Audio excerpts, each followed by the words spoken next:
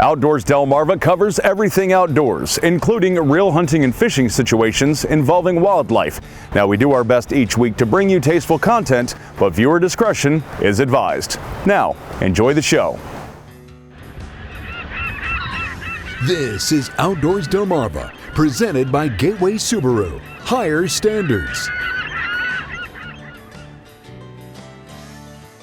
This week, our journey begins in Seaford to meet Farrier John Whaley.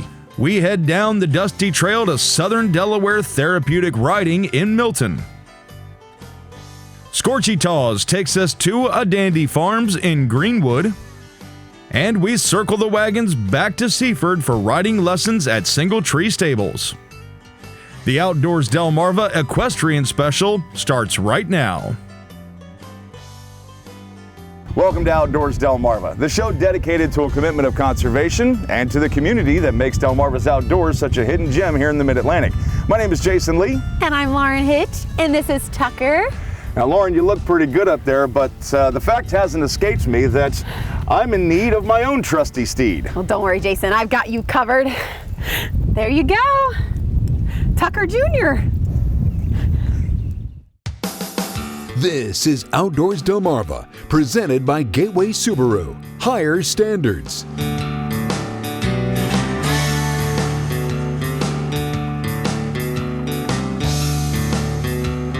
And now, here's Jason Lee and Lauren Hitch.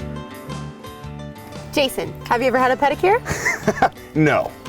Well, I highly recommend them. They're great. I'll have to take your word on it, but I do know that Tucker here loves them. Yeah, he does. And Farrier John Whaley recently stopped by and showed us how much he loves them and told us about how important they are for a horse's overall health.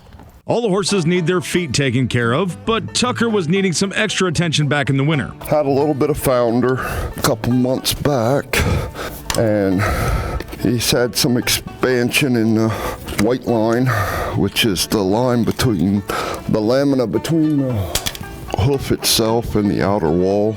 And sometimes when they do that, they get separation, and separation, he got dirt in there and expanded it and kind of cracked the outer wall of his hoof, and we've been working on getting that cleared up.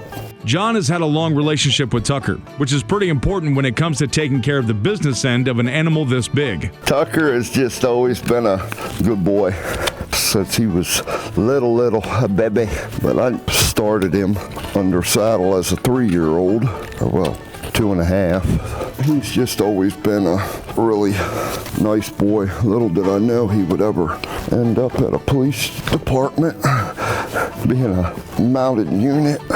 He gets used to the routine, and that's what he likes. Huh, bud. Tucker was getting weekly visits from John at one point, but I asked how long a typical shoeing lasts on those horses that weren't in need of the extra care.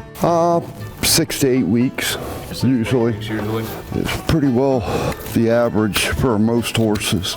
Some grow a little slower than others. In the wintertime, they grow a little slower. Tucker never seemed to be in any discomfort during John's visit, but I felt I needed to ask the questions out loud on if the horse ever feels pain during a shoeing. You can definitely trim them too short and make them very, very sore, if not completely lame. If you put the nail in the wrong spot, it'll be uncomfortable, but as long as you keep the nails where they're supposed to be, they don't even feel it.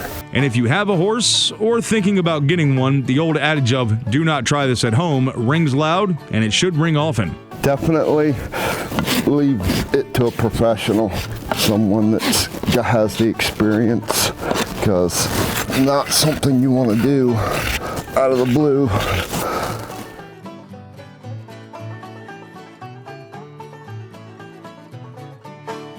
See, Jason, that didn't look so bad. Maybe John can get you on his schedule to take care of your hooves?